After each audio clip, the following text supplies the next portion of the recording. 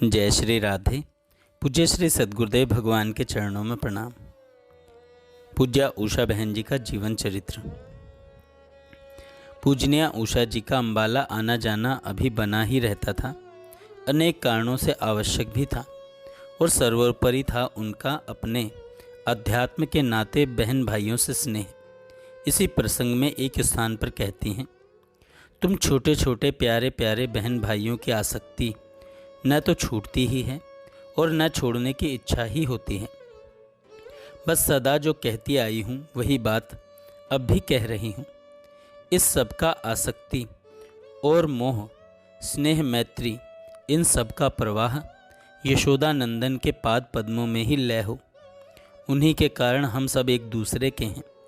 प्रधानता हमारी, हमारे स्नेह की, हमारे संबंध की न होकर उन्हीं के संबंध की हो। नाते सभी राम के मनियत, नाते सभी राम के मनियत। सभी रिश्ते नाते श्री हरि को लेकर ही निभते हैं। सांसारिक गंध स्नेह सुरभि को दुर्गंध में परिणत कर देती है। मैं तो एक ही रिश्ता, एक ही नाता जानती हूँ, वह है श्री हरि के नाते से नाता। उनके संबंध से संबंध, उनके अतिरिक्त जो भी संबंध है, स्नेह है, वह सब विषय विष ही है। श्री हरि शाश्वत हैं, सनातन हैं, नित्य हैं, इसलिए उनसे संबंधित सभी कुछ नित्य और शाश्वत हैं। इस बार वृंदावन लौटते समय इन्हें माँ का विशेष ध्यान आया।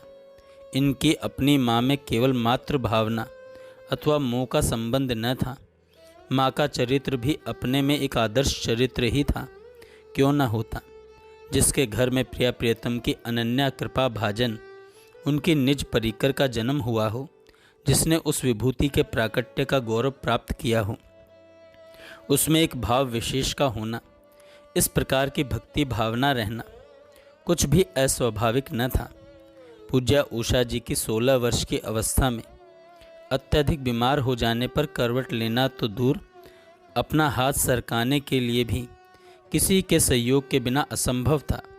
विस्मृति सी होती जा रही थी और वह अनपेक्षित क्षण, जिसकी कल्पना भी सर्वथा आग्रह थी, समीप सा लगता था। इसी माँ ने अपनी बेटी से कहा था, देख, जाने के विषय में सोच तो नहीं करेगी, ऐसा मुझे दृढ़ विश्वास है, क्योंकि मैं तेरे स्वभाव और विचारों से सर्वथा परिचित हूँ। जाना तो सभी को एक दिन है, जाना तो सभी को एक दिन है ही। भगवान नाम लेते जाना श्रेयस्कर है। यह वाक्य एक माँ का कथन है क्या? उस हृदय से पूछो जिसने अपने अंश को अपने ही रक्त से सींच पोषण कर इतना बड़ा किया हो। वास्तव में जीवन के लक्ष्य से वे सर्वथा भिज्ञ थीं। उनका अपना जीवन एक सुव्यवस्थित और परिष्कृत अध्यात्म प्रधान था। उस जननी के लिए विचार आना वासुदेव कुटुंबकम के नाते ही था। भोली माँ यद्यपि पूज्या उषा जी की प्रकृति और रहनी को, उनकी महानता को देख चुकी थी, तथापि वात्सल्यवश हृदय का द्रवण स्वाभाविक था। पूज्या उषा जी कहती हैं, माँ का ध्यान आया और मन कुछ कातर सा हुआ। रेल में ही मन कहा, यदि ऐसे कातरता आने लगी तो वृंदावन में रहूंगी किस भरोसे। झट श्याम सुंदर सामने दिखलाई पड़े। पृथ्वी से ऊपर एक वृक्ष के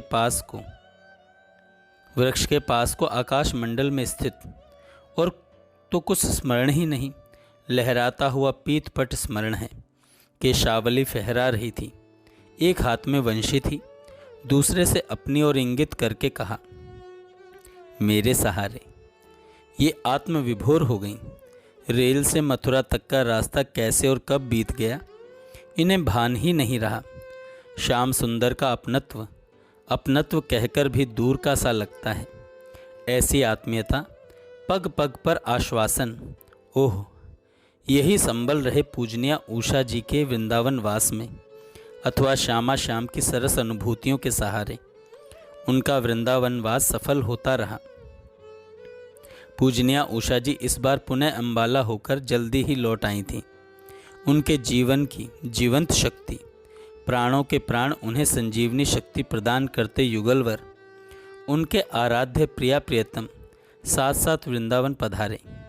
उनकी सेवा, उनका श्रृंगार, उनका भोग राग आदि का जो स्वरूप इनके जीवन में दिखा अथवा बाद तक दिखता रहा, वह एक आदर्श ही था, अपने में एक उदाहरण था।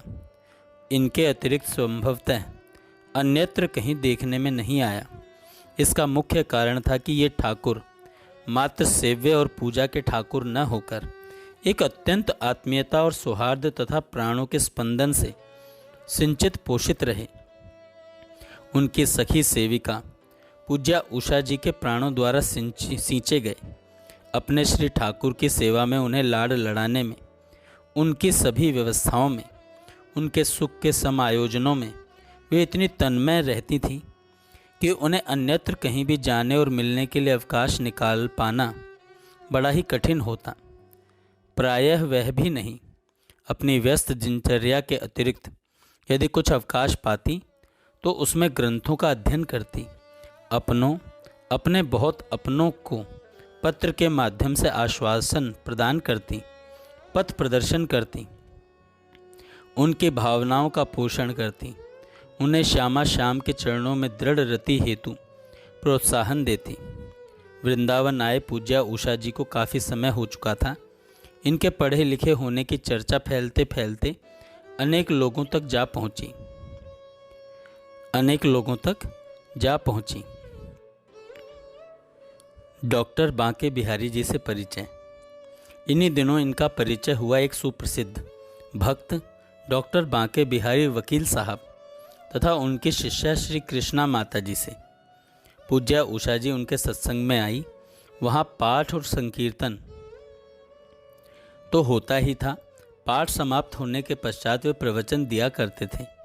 स्वभावतः उनके यहाँ आने जाने वाले लोग उच्च शिक्षा प्राप्त ही होते थे। उन्हीं के नाते उन्हीं के प्रति वहाँ समादर की भावना विशेष रहती थी। अभिमान रहित तथा भक्ति भावापन्न एक ऐसे व्यक्तित्व को देखकर वे आकृष्ट हुए। कथा प्रवचन के उपरांत इनसे एक ऐसे समाज के विकल्प का सुझाव भी रखा जिससे प्रचार और प्रसार का कार्य कर समाज में अध्यात्म का प्रचार और प्रसार हो सके। वकील साहब तथा वहां आने जाने वाले महानुभावों के प्रति इनकी समादर भावना तो अवश्य रही। इनके पास न तो प्रचार और प्रसार के लिए ही समय था, न उनका सुझाव इनके गले उतर सका। ख्याति और सम्मान के प्रति वे सर्वदा उदासीन रहती थीं। वहाँ यदा कदा सत्संग में चली अवश्य जाया करती थीं, परंतु सभी के उठने के साथ साथ स्वयं भी चली आया करती। इनका यह स्वभाव अवश्य ही लोगों को सुखद नहीं लगा, किंतु इन्हें न तो किसी प्रकार की ख्याति की कामना ही थी और न सरोकार ही। वे अपने ठाकुर के सन्मुख आनंद मग्न रहती। कुछ ही समय बाद पूज्या उषा जी वृंदावन लौट आईं। इन्हीं दिनों पूज्या सुशीला बहन जी भी वृंदावन आ गई थीं। आजकल पूज्या उषा जी तथा सुशीला जी का संग पूर्व की भांति प्रायः साथ साथ का ही रहता था। समय समय पर वृंदावन की माधुरी का आस्वादन करने यहाँ की बीथियों में विचरण करती। ग्रीष्म के ताप से किंचित राहत मिलने लगी थी। अनेक बार वर्षा की फुहारें पृथ्वी की पिपासा का शमन करने का प्रयास कर चुकी थीं। प्रेमियों के हृदय को सरसाता सावन मास प्रारंभ हो गया था। वर्षा की फुहारों में घूमने का भी अपना ही आनंद है। प्रिया प्रियतम की रसीली चर्चा में मग्ना दोनों सहेलियां वर्षा विहार का सुख लेती बाहर एकांत के लिए निकली। संध्या का समय था। कजरारे मेघों के कारण अंधेरा हो चुका था।